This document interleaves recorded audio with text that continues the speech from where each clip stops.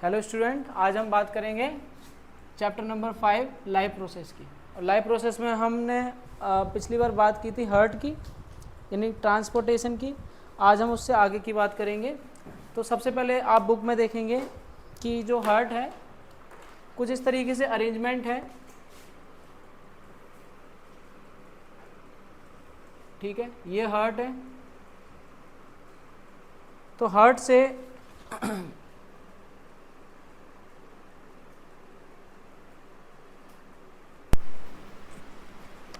ठीक है, तो ये हैं कैपिलरीज। कैपिलरी क्या होती है बेटा? कैपिलरी ऐसी जगह होती है जहाँ पे आर्टरी और वेन्स क्या होती हैं, मिलती हैं। यानी ये आर्टरी है, इंटरसेक्ट, जहाँ पे मिलती हैं आर्टरी और वेन। आर्टरी में ब्लड आता है और वेन से ब्लड जाता है। ये दोनों आर्टरी और वेन्स कहाँ पे इंटरसेक्ट करती हैं? कैपिलरीज पे, ठीक है। तो ये आपका डायग्राम है। इसमें कह सकते हैं इसकी वर्किंग आपको बताइए। मैंने लास्ट टाइम आपको बताई थी वर्किंग में कि जो ऑक्सीजनेटेड ब्लड है coming from the deoxygenated blood है, that contains CO2 that enters into the heart, ठीक है ना। And the oxygenated blood release from the heart and through the artery वो शरीर के सभी हिस्सों में क्या होता है, वो पहुंच जाता है, ठीक है। ये लास्ट टाइम बताया था। अब आप पढ़ोगे ब्लड वेसल्स। ब्लड वेसल्स कौन कौन सी होती है हमारे पास? आर्टरी होती है, वेन्स होती हैं, ठीक है ना। तो artery are the vessels which carry blood away from the heart. Artery blood को कैरी करती हैं। हमने आर्टरी और वेन्स में डिफरेंस भी पढ़ाया था। आर्टरी की जो लाइन होती है, वॉल होती है, वो थिक होती है, हाई प्रेशर होता है। Since the blood emerge from the heart under high pressure the artery have a thick elastic wall. Artery की वॉल इलास्टिक होती है, थिक होती है। Veins collect the blood from different organ and bring it back to the heart. Veins का काम क्या है? Blood को वापस लेके आना। They do not need thick wall, उनके पास थिक वॉल नहीं होती, because the blood is no longer under high pressure. Instead they have walls, उनके पास क्या होती है? वॉल्स होती हैं, यानी ब्लड जो बैक फ्लो नहीं कर सकता, ठीक है ना, उनके अंदर वॉल्स होती हैं। And the blood flows only in the one direction. On reaching an organ और tissue the artery divide. Artery क्या होती है? डिवाइड होने लग जाती है। जैसे यहाँ से आर्टरी है, फिर आर्टरी लगातार क्या होने लग जाएगी? डिवाइड होती रहेगी, होती रहेगी। Into smaller vessels to bring the blood in contact with the all the individual cell. The smallest vessel have walls which are only 1 cell thick. कभी कभी ऐसा होता है कि जो सेल जो वॉल होती हैं वो सिर्फ और सिर्फ एक सेल जितनी पतली होती है, मतलब बहुत ही पतली होती हैं, ठीक है ना। ये कह रहे हैं कि the smallest vessels have walls which are only 1 cell thick are called capillaries. तो this is the capillaries. Exchange of material between the blood and surrounding cell take place across the thin wall. Exchange क्या होगा? इसने oxygen को क्या किया? Artery ने oxygen को दे दिया, साथ ही साथ में जो डीऑक्सीजनेटेड यानी कि CO2 होगा उसको कैरी करेगा, मतलब एक्सचेंज हो गया। ऑक्सीजन को दिया और क्या ले लिया? CO2 को ले लिया। द कैपिलरी देन ज्वाइन, फिर कैपिलरी आपस में ज्वाइन करती हैं और ज्वाइन होने के बाद to form the veins and convey the blood away from the organ और टिश्यू, और वो ब्लड को वापस हार्ट तक ले जाती है। तो एक साइकिल हो गई। दूसरा है मेंटेनेंस बाई प्लेटलेट्स। आपने देखा होगा कि हमारे कहीं कट लग जाता है, ठीक है ना, तो कुछ समय बाद ब्लड क्या होता है? ब्लड फ्लो होना अपने आप ही रुक जाता है, ठीक है। तो हम कहते हैं कि ब्लड की क्लॉटिंग हो गई। Think about situation when we are injured and start bleeding. Naturally the loss of blood from the system has to be minimize. तो हमें क्या करना पड़ेगा भाई? ब्लड को रोकना पड़ेगा, यानी लीकेज को रोकना पड़ेगा। Leakage would lead to the loss of pressure which would reduce the efficiency of the pumping system. To avoid this, blood has platelet cell which circulate around the body and plug these leak by helping to clot the blood and these points injury. मतलब कि platelets क्या कर रहे हैं? Platelets क्लॉटिंग्स करती हैं, ठीक है ना। प्लेटलेट्स ये लीकेज को रोकते हैं, यानी कि एक तरीके से क्लॉट, ब्लड को क्लॉट करते हैं और एक तरीके से प्लग की तरह काम करते हैं। जहाँ भी लीकेज होगी, जहाँ भी खून निकलेगा उस जगह को क्या कर देगा? क्लॉट कर देगा, यानी ब्लड को वहाँ पे जमा देगा। बात समझ में आ रही है? ताकि ब्लड लगातार फ्लो ना हो। इसके बाद बात करते हैं लिम्फ की। एक मटेरियल होता है lymph.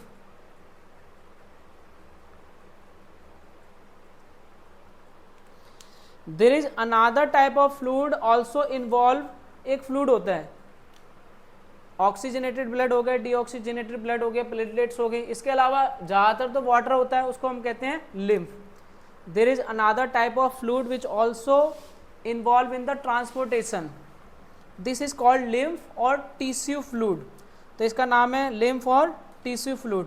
Through the pores present in the wall of the capillary, capillary में कुछ कुछ जगह खाली बच जाती है, तो some amount of plasma protein and blood cells escape into the intercellular space in the tissue to form the tissue fluid or lymph. तो एक्चुअली में जो लिम्फ है वो बनता कैसे है, इस कैपिलरी में से कुछ कुछ लिक्विड जो है बाहर निकल जाता है. क्या क्या चीज़ें बाहर निकलती हैं, प्लाज्मा बाहर निकलता है, प्लाज्मा एक तरीके का फ्लूइड है, प्लाज्मा प्लस कुछ प्रोटीन, ठीक है, और कुछ ब्लड सेल, इन सब को मिला के हम क्या कहते हैं उसको, लिम्फ. और वो कहाँ से, कैपिलरी से लीक होते हैं, ध्यान रखना. और जो हमारा इंटरसेलुलर स्पेस होता है बॉल्स के अलावा, जैसे ये मान लो हमारी वेन्स हैं, वेन्स के अलावा भी तो बीच में कोई स्पेस होगा, उसको हमने कहा इंटरसेलुलर स्पेस, ठीक है, वहाँ पे ये चला जाता है. Lymph drain into the lymphatic capillary from the intercellular space, और वो इंटरसेलुलर स्पेस से लिम्फेटिक कैपिलरी में चला जाता है. लिम्फेटिक कैपिलरी मतलब इसकी भी कुछ कैपिलरीज हैं जिसको हम कहते हैं lymphatic capillary.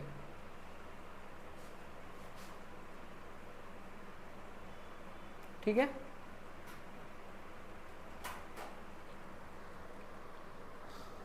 Which join to form large lymph vessels, और ये आपस में मिलके क्या बनाती हैं, large lymph vessels, large lymph vessel, ठीक है, लार्ज लिम्फ वेसल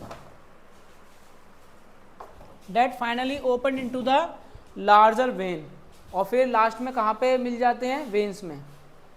मतलब आप ये मान लो कि एक तरीके से ये यहाँ से तो क्या होगी, थोड़ी लीक हो गई, लेकिन लीक होने के बाद भी ये लास्ट में कहाँ जाके मिलेगी, वेन्स में ही, ठीक है ना, वेन्स में मिल जाएगी. And absorb lymph carry digested and absorb fat from the intestine. Lymph में क्या क्या होता है, डाइजेस्टेड एंड एब्जॉर्ब फैट होता है. लिम्फ क्या कैरी करता है बेटा, डाइजेस्टेड एंड एब्जॉर्ब फैट.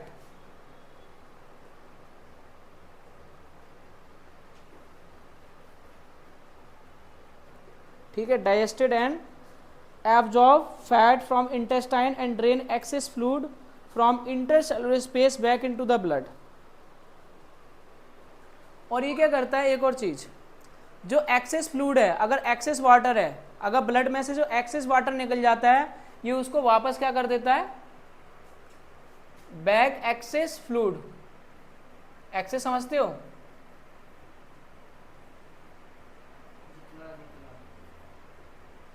हाँ,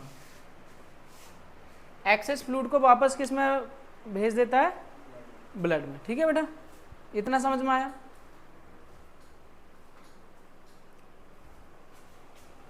ये पोर्शन हो गया आपका लिम्फेटिक, लिम्फ वगैरह हो गया. अब बात करेंगे ट्रांसपोर्टेशन इन प्लांट्स में. ठीक है, प्लांट में ट्रांसपोर्टेशन क्या होता है उसके बारे में बात करेंगे.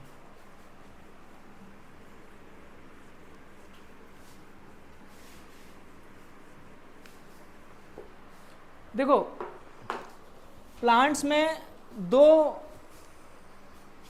वेसल्स होते हैं. एक आपने सुना होगा जाइलम, सुना बेटा, फ्लोएम. जाइलम क्या कैरी करता है, जाइलम क्या कैरी करता है बेटा,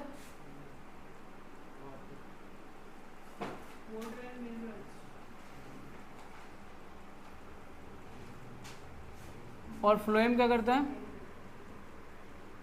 बात समझ में आ रहा है. तो अगर आप यहाँ पे पढ़ोगे ध्यान से, हेलो, यहाँ पे transport of food, transport of water in xylem tissue vessels and tracheids. आपसे पूछेगा कि जाइलम के कौन कौन से पार्ट्स होते हैं, तो आप बोलोगे जाइलम के अंदर जाइलम टिश्यू होता है, वेसल्स होता है, ट्रैकिट्स होते हैं of the roots, stem and leaves are interconnected to form a continuous system of water conducting channel. एक मिनट रुकना.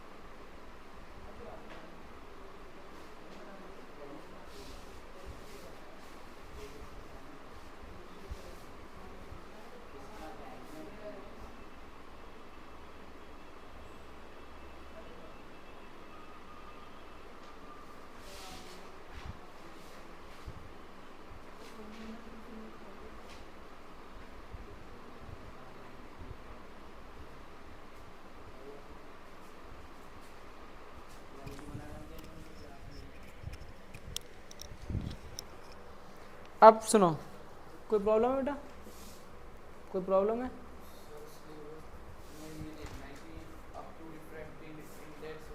आप पहले रिफ्लेक्शन कर लो, ठीक है? अब देखो बेटा, तो इसमें क्या क्या होता है, देखो क्या कह रहा है बेटा, इधर ध्यान दो. Interconnected to form a continuous system, यानी जाइलम जो है आपस में एक पाइप की तरह बना लेता continuous system of water conducting channel reaching all part of the plant, जड़ से लेके पूरे ऊपरी पार्ट तक. At the root cell in contact with the soil actively taken up ions, जो रूट्स होती है वो लगातार मिट्टी से आयंस को क्या करती है, कैरी करती है. कैरी कैसे करेगी, ध्यान रखना. तो एक्चुअली ऐसा होता है, जैसे ये प्लांट है,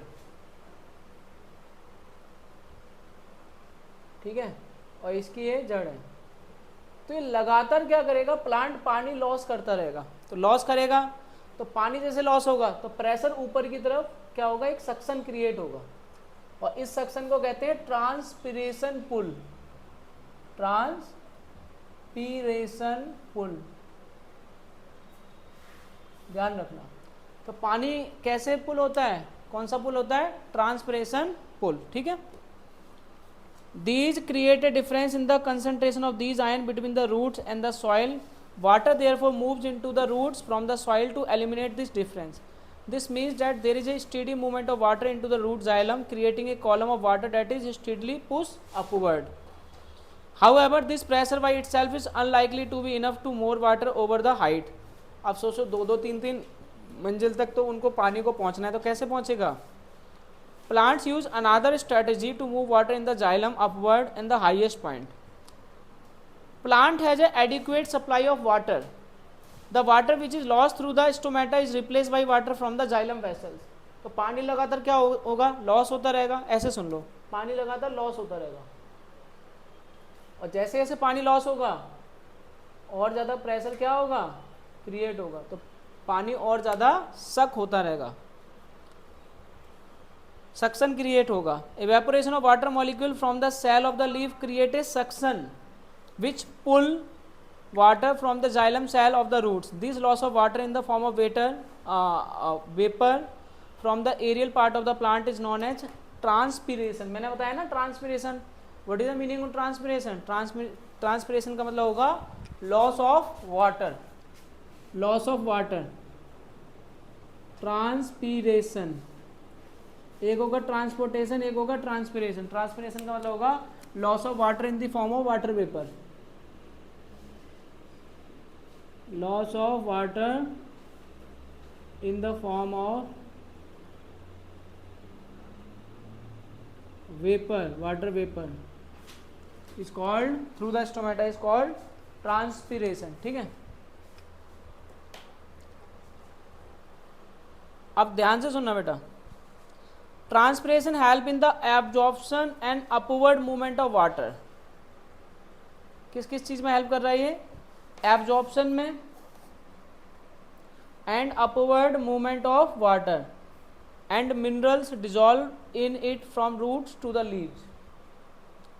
the effect of root pressure in the transport of water is more important at night.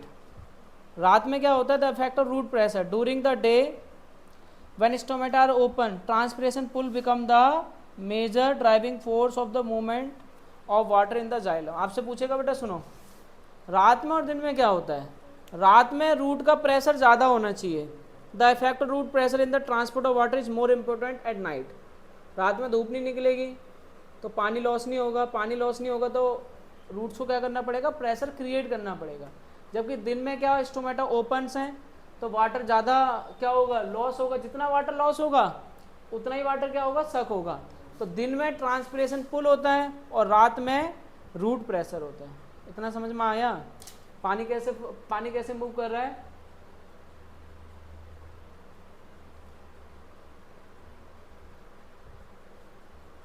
तो एक तो दिन है एक रात है।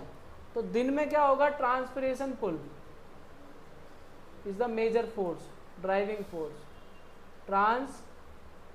ट्रांसपिरेशन,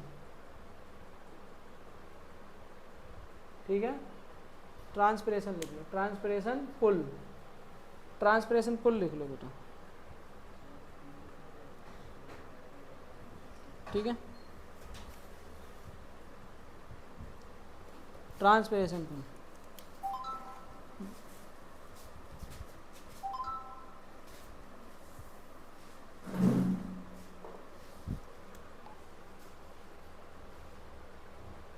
क्लियर हुआ? और रात में क्या होगा, root pressure.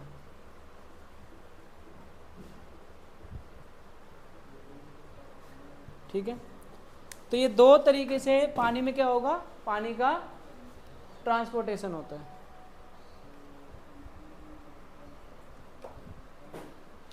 Transport of food and other substance. अब फूड कैसे ट्रांसपोर्ट होगा, फूड ट्रांसपोर्ट होगा फ्लोएम से।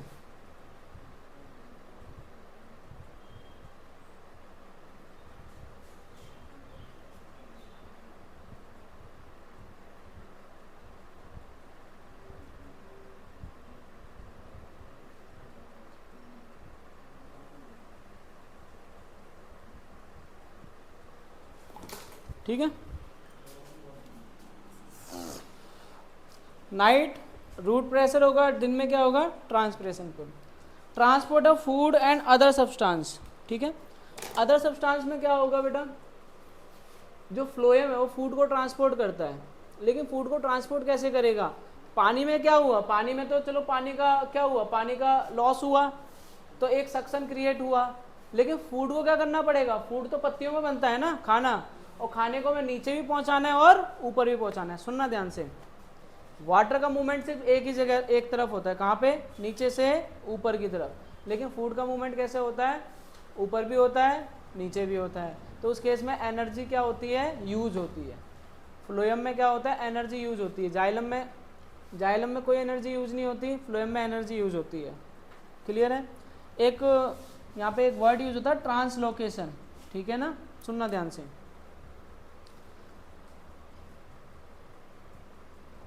The transport of soluble product of photosynthesis is called translocation. The transport of soluble product of photosynthesis is called translocation and it occur in the part of the vascular tissue known as phloem. ठीक है, तो phloem क्या करता है, food को transport करता है, और जो प्रोडक्ट बनता है, प्रोडक्ट क्या बनता है फोटोसिंथेसिस का, ग्लूकोज बनता है ना, ग्लूकोज या कार्बोहाइड्रेट, ये सॉल्युबल फॉर्म में होता है, ठीक है, सॉल्युबल फॉर्म में। और सॉल्युबल फॉर्म में ट्रांसपोर्ट करना, इस प्रोसेस को क्या कहते हैं, ट्रांसलोकेशन, ट्रांसलोकेशन, ठीक है, translocation. The transport of product of photosynthesis is called translocation, तो इसको कहते हैं ट्रांसलोकेशन।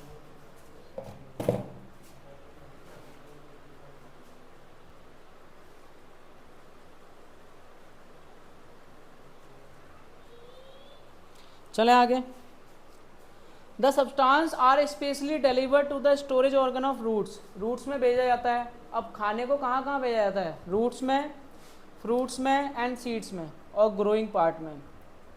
प्लांट्स में कुछ ग्रोइंग पार्ट होते हैं, उनको ज़्यादा खाने की जरूरत होती है, ज़्यादा फूड की जरूरत होती है. The translocation of food and other substance take place in the sieve tube with the help of adjacent companion cell. कौन कौन सी चीज़ें होती हैं? फ्लोएम के अंदर कंपेनियन सेल होती है, सीव ट्यूब होती है, और ये अपवर्ड और डाउनवर्ड दोनों में क्या कर सकता है? मूव कर सकता है. जबकि जाइलम में क्या होता है? जाइलम में वेसल्स होते हैं और ट्रैकिट्स होते हैं. जाइलम में वेसल्स होते हैं और ट्रैकिट्स होते हैं, जबकि इसमें क्या होते हैं? सीव ट्यूब होती है और कंपेनियन सेल होती हैं.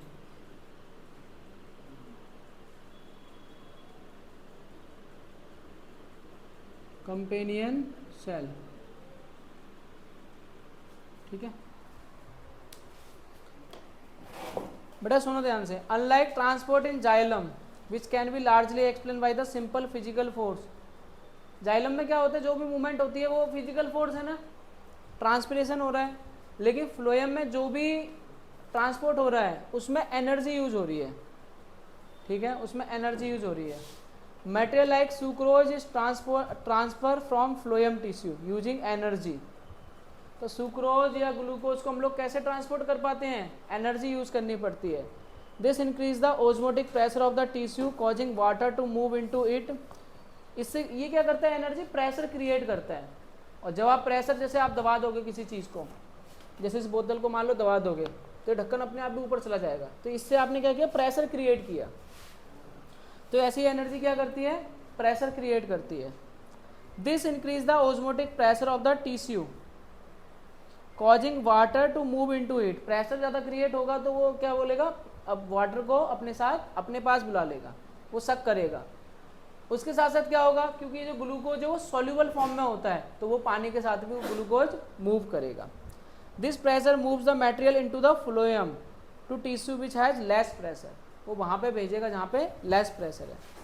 This allow the phloem to move material according to the plants need. For example spring, in spring, spring मतलब बसंत का मौसम, sugar store in the roots और stem tissue would be transport to the bird which need to grow. आप देखते हो जो पौधे वगैरह होते हैं उनका जो सारा का सारा जो फूड होता है वो बीज के अंदर होता है, सीड्स के अंदर. लेकिन जैसे सीड ग्रो होता है उसकी सैपलिंग आती है, तो बीज यानी जो सीड है, सीड के सारी की सारी एनर्जी जो है वो यूटिलाइज हो जाती है. आपने देखा होगा ना, ऐसे सीड्स होता है, फिर उसमें से सैपलिंग्स निकलती हैं.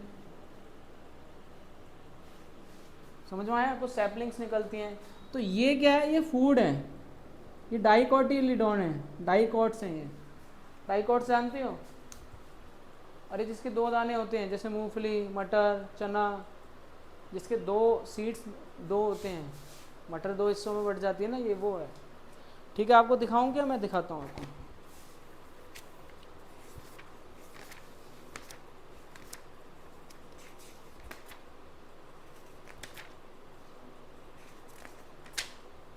ये देख रहे हो? ये चीज़ देख रहे हो? तो इसमें एक रूट सिस्टम है और एक शूट सिस्टम है. ये बाद में ये फूड है, ये फूड स्टोर होता है यहाँ पे. तो ये कह रहा है कि स्प्रिंग में जो फूड है वो कहाँ चला जाएगा? ग्रोइंग पार्ट्स में. तो फूड एक बार स्टोर हो जाता है रूट्स में, और उसके बाद वो फिर वहाँ भेजा जाता है जहाँ पे उसकी ज़रूरत होती है. अब इसके बाद हम बात करते हैं एक्सक्रीशन की. एक्सक्रीशन मतलब क्या होता है? वेस्ट प्रोडक्ट को रिलीज करना. क्या हमारे शरीर में कोई वेस्ट प्रोडक्ट है? आंसर है बिल्कुल है. बहुत सारे वेस्ट प्रोडक्ट हैं, है ना.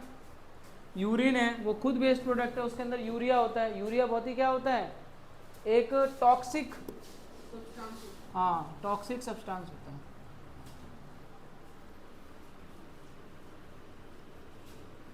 ठीक है, तो बात किसकी चल रही है? एक्सक्रीशन की.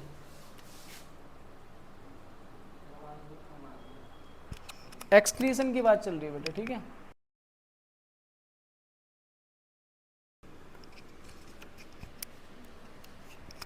अब ठीक है. चलो, ह्यूमन में एक्सक्रीशन में क्या होता है कि ह्यूमन के पास किडनी होती हैं. Kidney, humans have 2 kidney. The excretory system of human being includes a pair of kidney, a pair of ureters and a urinary bladder and A urethra. आप देखोगे इसमें कितनी सारी चीज़ें हैं, इसके पास किडनी है, पेयर ऑफ यूरेटर्स हैं, ठीक है। यूरेटर्स आपको बुक में दिखेगा यूरेटर्स। तो क्या क्या होता है, किडनी के पार्ट कौन कौन से होते हैं, किडनी के पार्ट्स होते हैं, किडनी, पहले तो किडनी लिखो, यूरेटर्स, ठीक है, यूरेथ्रा, ठीक है, यूरेथ्रा हो गया, और यूरिनरी ब्लेडर हो गया, यूरिनरी ब्लेडर।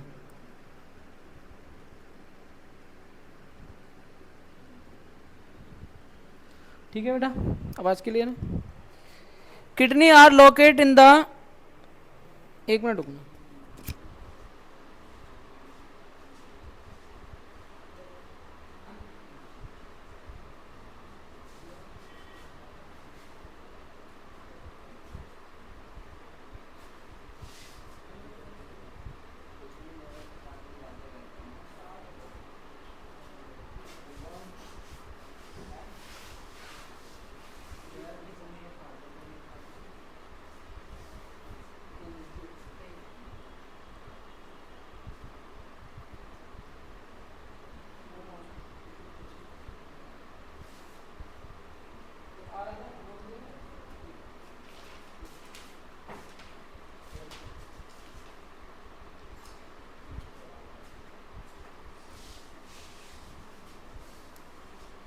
बेटा उससे स्टॉप करो, आज की क्लास इतनी रन देते हैं, ठीक है, अगली क्लास में करा देंगे।